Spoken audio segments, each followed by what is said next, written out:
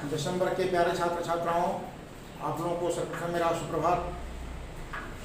जैसा कि हम लोग जानते हैं, कोरोना वायरस उत्तर हमारे क्षेत्र में भी पैर पसारता जा रहा है। इस विषम परिस्थिति में हम लोग घर में रहें, सुरक्षित रहें, यह मेरा परामर्श है। लेकिन आपके पठन पाठन में कोई व्यवधान उत्पन्न न हो, इसके लिए ऑडियो वीडियो के माध्यम से विद्यालय की ओर से इस प्रकार की व्यवस्था की गई है। आप लोग एकाग्रचित्त होकर इस वीडियो का श्रवण करें और अपने पाठ की तैयारी निरंतर करते रहें। चलिए, इससे पहले हम लोग स्पर्श की पहली कहानी मेरे भाई साहब पढ़े थे। आज मैं आपको संचयन का पहला पाठ हरिहर काका पढ़ाने जा रहा हूँ। हरिहर काका पाठ के लेखक मिथिलेश्वर जी हैं। सबसे पहले इस पाठ को पढ़ने से पहले हम लोग यह जान लें कि मिथिलेश्वर जी कौन हैं, क्या हैं, किस प्रकार के लेखक हैं। ये प्रश्न आपके दिमाग में जरूर उठते होंगे। चलिए, इसका मैं समाधान करने जा रहा हूँ मिथिलेश्वर जी का परिचय देकर। मिथिलेश्वर जी लब्ध प्रतिष्ठित कथाकारों में एक माने जाते हैं। इनका जन्म 31 दिसंबर 1950 को बिहार के भोजपुर जिले के वैशाडीह गांव में हुआ। इन्होंने हिंदी में एमए और पीएचडी करने के उपरांत व्यवसाय के रूप में अध्यापन कार्य को चुना। हर व्यक्ति पढ़ लिख लेने के बाद कोई ना कोई व्यवसाय करते हैं। तरह तरह के व्यवसाय में लोग संलग्न हो जाते हैं। इन्होंने भी व्यवसाय के रूप में अध्यापन कार्य को चुना था। इन दिनों ये आरा के विश्वविद्यालय में रीडर के पद पर कार्यरत हैं। इस समय ये आरा विश्वविद्यालय में रीडर के पद पर कार्य कर रहे हैं।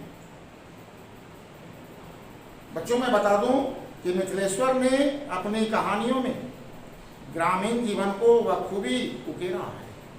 यानी ग्रामीण जिंदगी कैसी होती है, ग्राम जीवन बड़ा ही सुंदर जीवन होता है, ऐसा मानना है मिथिलेश्वर जी का। इसलिए इन्होंने अपनी कहानियों में ग्रामीण जीवन का समावेश किया है। इनकी कहानियाँ वर्तमान ग्रामीण जीवन के विभिन्न अंतर विरोधों को उद्घाटित करती हैं। ग्रामीण जीवन में क्या क्या अंतर विरोध है, इनकी कहानियाँ इसको उद्घाटित करती हैं, जिनसे यह पता चलता है कि आज़ादी के बाद ग्रामीण जीवन वास्तव में किस हद तक भयावह और जटिल हो गया है। भारतवासियों ने आज़ादी चाही थी, हर प्रकार की स्वतंत्रता की, लेकिन आज़ादी के बावजूद भी, आज़ादी के इतने वर्षों के बावजूद भी ग्रामीण जीवन किस हद तक भयावह और जटिल हो गया है। जो कहानी हम लोग पढ़ेंगे, यह कहानी इस तथ्य को उद्घाटित करती है। बदलाव के नाम पर हुआ यह है कि आम लोगों के शोषण के तरीके बदल गए। अब लोग गरीबों, पीड़ितों का शोषण करते हैं। जोंक और खटमल नहीं, चिल्लर बनकर चूसते हैं। इसके दर्द का एहसास नहीं होता। मिथिलेश्वर की प्रमुख कृतियां हैं बाबूजी, मेघना का निर्णय, हरिहर काका, चल खुसरो घर आपने, ये सब इनके कहानी संग्रह हैं। झुनिया, युद्ध स्थल, प्रेम नवारी उपजय और अंत नहीं, ये इनके उपन्यास हैं। हम लोग जानते हैं कि कहानी और उपन्यास में अंतर है।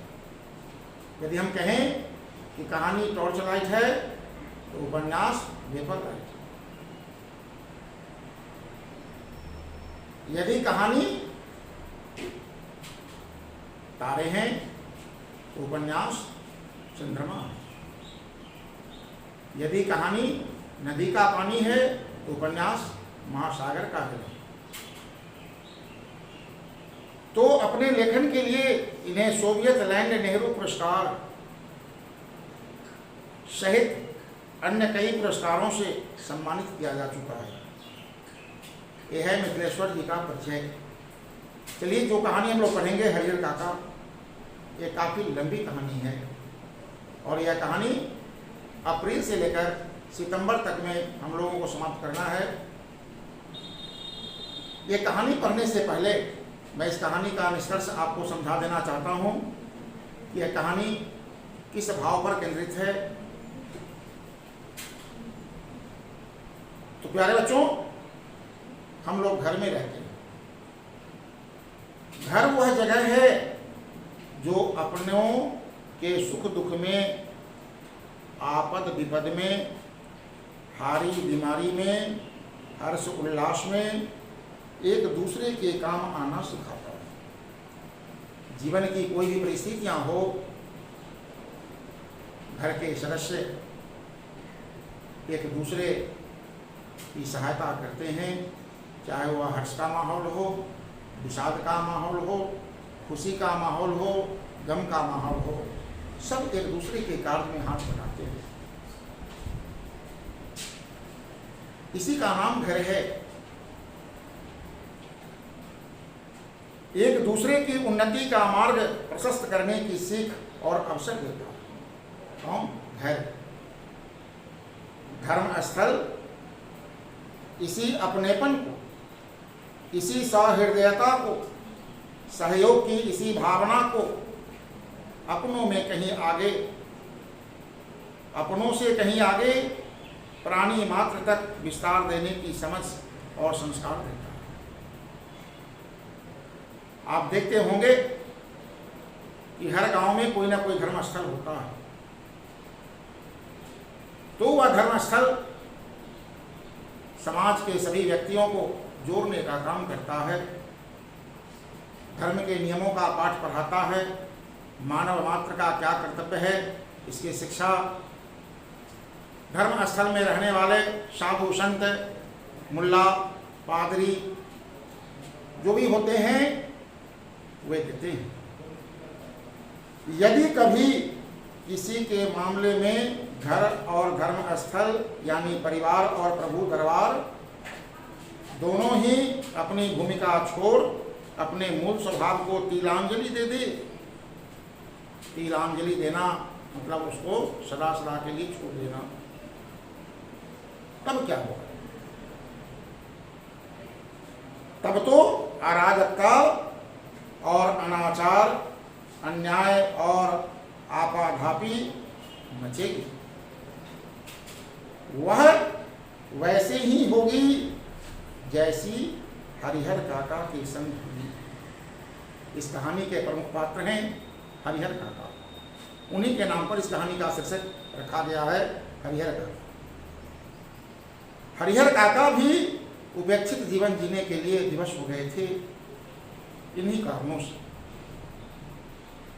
इस कहानी के कथाकार मिथिलेश्वर जी ने हरिहर काका कहानी के बहाने ग्रामीण पारिवारिक जीवन में ही नहीं,